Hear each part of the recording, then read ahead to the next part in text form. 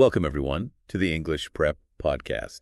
Hello. Today, we're tackling something that comes up a lot for intermediate learners, English proficiency exams. Yeah, if you're thinking about studying abroad or maybe for work or even immigration, you've probably started looking into these tests. And it can feel, well, a bit overwhelming, right? So many acronyms, different formats. Definitely. So our plan today is to really dig into the main options, break them down, and hopefully make that choice a little clearer. We want to look at why they matter and then get into the specifics of the big ones. Sounds good. Let's start with the why. Why are these exams actually important? Good question. Fundamentally, what are they for? Well, they're essentially a standardized way to prove your English skills. Listening, reading, writing, speaking, the whole package. It's like concrete proof, isn't it? Instead of just saying, I speak English. Exactly. And this proof is often non-negotiable for universities, employers, immigration authorities worldwide. They need that score. And picking the right test can genuinely affect your opportunities down the line. Absolutely. It's worth getting it right from the start. Okay, so let's dive into the exams themselves. Which ones should we start with? Maybe IELTS. It feels like one of the biggest names. Yeah, let's do IELTS, the International English Language Testing System. Super common. And the first thing to know is that there are actually two versions, right? Correct. You've got IELTS Academic, mostly for university or professional stuff. Uh-huh. And then IELTS General Training, which is more for immigration, maybe some types of work. So you need to know which one you need from the get-go. Definitely. And the format is pretty standard across both, though the reading and writing sections differ. You've got listening about 30 minutes, Okay. reading for 60 minutes, writing for another 60. And then the speaking test. That's the face-to-face one, isn't it? Yes, exactly. Usually 11 to 14 minutes with an examiner. Some people really prefer that human interaction. I can see that. It might feel more natural than talking to a screen for some. It could, yeah.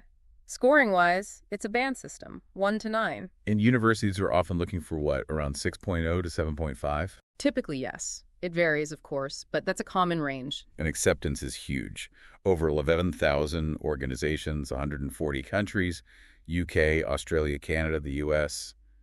It's everywhere. It really is. So yeah, if the UK, Australia, or Canada are on your radar, or you like that face-to-face speaking part, IELTS is a strong contender. Okay, good summary. What about the other big one, TOEFL? Right, the test of English as a foreign language, especially dominant if you're looking at the US. Yeah, US universities often mention TOEFL, and its format is quite different, mostly computer-based. Yes, the main version, TOEFL IBT, is all done on a computer.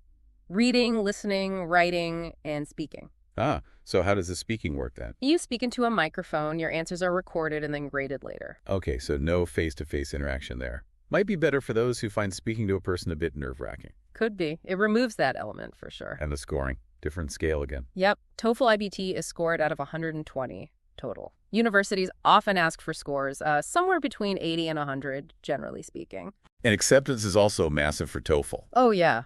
Over 11,500 institutions, 160 countries. Very strong, particularly, as we said, in the U.S. So key takeaway. Thinking U.S. universities, comfortable with computers, maybe prefer speaking into a mic. TOEFL is definitely one to look at closely. Precisely. Now, let's shift gears slightly to the Cambridge English qualification. Yes, like B2 first, C1 advanced. Those ones. Exactly. Sometimes you still hear the old names too, FCE, CAE, CPE. They come from Cambridge Assessment English. What's their format like? Is it all computer or paper or? It's often a mix. You might do some parts on computer, some on paper. It depends on the test center. Okay. But the speaking test is interesting. It's face-to-face, but usually with 2 candidates and 2 examiners. Oh, right. A paired format. That's quite different. You're interacting with another test taker as well as the examiner. Yeah, it tests a slightly different kind of interaction. And scoring. How does that work? They align their scores directly with the CEFR levels, the Common European Framework of Reference for Languages. So you get a clear indication of your level, like B2 or C1. Which is a system many people are familiar with, especially in Europe. Very much so. And they're accepted by thousands of places globally, especially strong in the UK and Europe. But the really unique thing about Cambridge exams is their validity, right? That's the big one. They don't expire. Wow. So unlike IELTS and TOEFL, which are usually valid for 2 years, a Cambridge certificate is technically for life. Technically, yes. It's a permanent record of your achievement at that time. That's a huge plus if you don't want to retake tests. Although, I guess an institution might still want a recent score. That's a fair point. While the certificate itself is lifelong, an employer or university might still ask how recently you achieved it or request a more current assessment if it was, say, 10 years ago, but the qualification itself stands. Okay, that's really useful to know. Now, what about some of the newer options that seem to be gaining popularity, like the Duolingo English test? Yes, Duolingo has definitely made waves. Its main appeals are affordability and flexibility. Flexibility in what way? Well, the whole test is online. You can take it at home anytime. Oh, okay. No need to travel to a test center. Exactly. And it's adaptive, which means the questions get harder or easier based on your answers. Interesting. So it adjusts to your level as you go. Right. And it includes a short video interview section, too. And the scoring for Duolingo. It's on a scale of 10 to 160. Universities accepting it often look for scores around, say, 105 to 120. Is it widely accepted now? It feels like it popped up relatively recently. Acceptance has grown incredibly fast. Over 4,000 institutions now, including many in the U.S. and Canada. So it sounds like a really good option if maybe budget is tight, or you need results quickly, or you just can't easily get to a test center. Absolutely. For convenience and speed, it's very attractive. Okay, one more major player to cover. PTE Academic.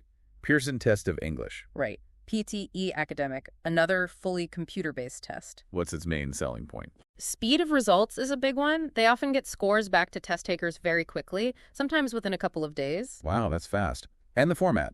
It combines speaking and writing into one section, then has separate reading and listening sections. Combines speaking and writing. How does that work? You'll do tasks that integrate both skills, like summarizing a spoken lecture in writing or describing an image out loud. Okay, interesting. And another key feature is the scoring, isn't it? Yes.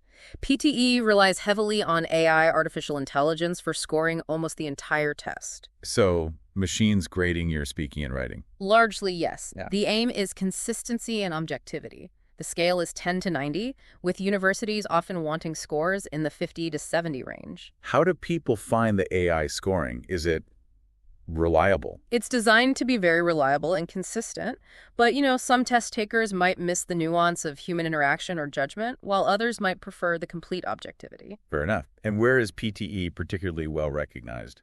It's accepted globally by thousands of places, but it has very strong recognition in the UK, Australia, and New Zealand, often used for visa purposes there too. So if speed, computer-based format, and AI scoring appeal, and you're looking at maybe Australia or the UK, PTE is worth considering. Definitely. Okay. Whew, that's a lot of info on the main exams. It really highlights the differences, doesn't it? Absolutely. Things like validity, 2 years versus lifetime. Yeah, or the speaking test, face-to-face, microphone, paired, completely different experience. And the overall format, paper, computer, fully online at home, plus cost and speed of results, lots to weigh up. So if someone's listening now and trying to choose, what are the key questions they need to ask themselves? First and foremost, what is your goal? Why this exam? University, which country? Which specific university? Immigration, job. Because the requirements can be very specific, right? Exactly. Don't assume. You must check the requirements of the exact place you're applying to. That's step one. Okay, check the specific requirements. What else? Consider the destination country's general preferences, as we discussed. TOEFL, often strong in the U.S., IELTS in the UK, Australia, Canada, Duolingo gaining ground, PTE strong in Australia and Z, Cambridge in UK, Europe. These are trends, not absolute rules, but good indicators. Right, good starting point. And then there's personal preference. Huge factor. How do you feel about speaking to a person versus a microphone? Are you comfortable with computers for a whole test? Do you prefer taking a test at home or in a formal center? Your comfort level could definitely impact your score. It really could. And don't forget the practical side, your budget, and how quickly you need those results. Some tests are cheaper or faster than others. True. Duolingo seems to win on cost and convenience, Yeah. PTE on speed, maybe. Generally, yeah. But you need to balance that with where it's accepted and if the format suits you. It's definitely a balancing act. So any final key tips for our listeners making this decision? Okay, number one, I'll say it again. Check the specific requirements of your target institution or organization. Go to their official website. Number two, try sample tests. Most official exam websites have practice materials. Get a feel for the format before you commit. Yeah, see which one clicks for you. Exactly. Number three, preparation matters. Even if your English is good, knowing the test format, question types, and timing is vital. Don't underestimate prep. Good point. Familiarity breeds confidence. And finally, Remember that validity period. If your plans are 2 or 3 years away, factor that in when choosing a test like IELTS or TOEFL. Excellent advice. So, yeah, picking the right English test is a big step, but hopefully this deep dive has made the landscape a bit clearer. We hope so. It's about finding the best fit for your goals, your situation, and your preferences. So take some time, think about what you need, maybe revisit the official websites for the exams that seem like possibilities. Yeah, dig a little deeper now you have an overview. Look at those practice questions. Thanks everyone for joining us on the English Prep Podcast for this deep dive. We hope it helps you on your journey. Good luck with your decision and your preparation.